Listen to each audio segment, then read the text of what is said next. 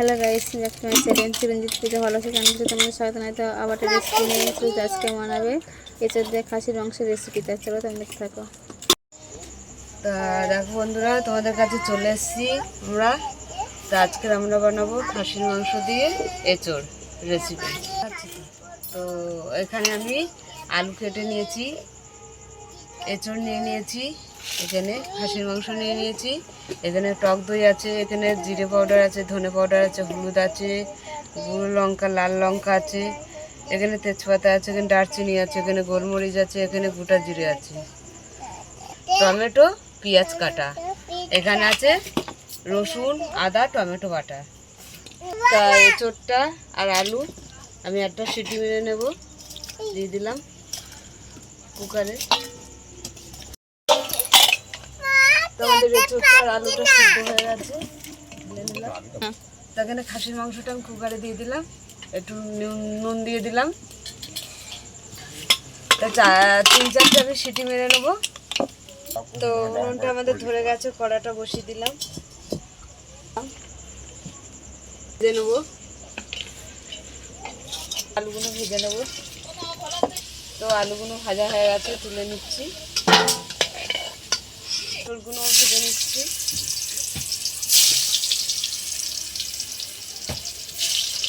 তো খাসির মাংসটাই আমি টক দই মাখিয়ে নিচ্ছি, স্বাদ মতো নুন দিয়ে দিলাম। তো ভালো করে আমি মেখে নিলাম টক দইটা দিয়ে। এঁচড়টাও ভাজা হয়ে গেছে, তুলে নিচ্ছি। একটা গোটা শুকনো লঙ্কা দিয়ে দিলাম, তো এলাচ, দারচিনি দিয়ে দিলাম, পাতা দিয়ে দিলাম, গোটা জিরে দিয়ে দিলাম, মরিচ দিয়ে দিলাম। তো এখানে পেঁয়াজ কুচি দিয়ে দিলাম, পেঁয়াজটা ভাজা ভাজা করে নেব। তো এখানে জিরে পাউডার, ধনে পাউডার, হলুদ, লাল লঙ্কা গুঁড়ো দিয়ে দিলাম,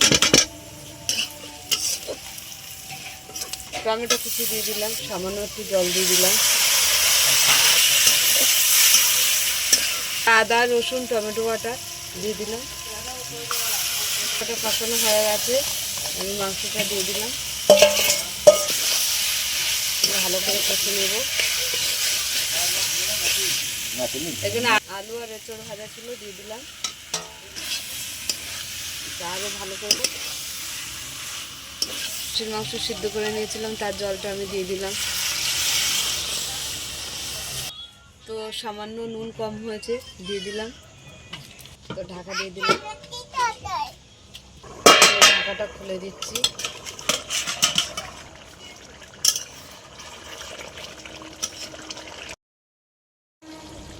তো 1 চামচ গরম মশলা দিয়ে দিলাম, দিয়ে নামিয়ে নেব। আমাদের এঁচড় খাসির মাংস হয়ে গেছে, তো ঢেলে নিলাম। তো আমাদের এঁচড় খাসির মাংস হয়ে গেছে। তা তোমাদের কেমন লাগলো বলো, ভালো লাগলে লাইক করে দেবেন, শেয়ার করে দেবেন, কমেন্ট করে দেবেন, সাবস্ক্রাইব করে আমাদের পাশে থাকবেন, আর ভিডিওটা অবশ্যই আপনারা দেখবেন। আজকের এই পর্যন্ত, টাটা।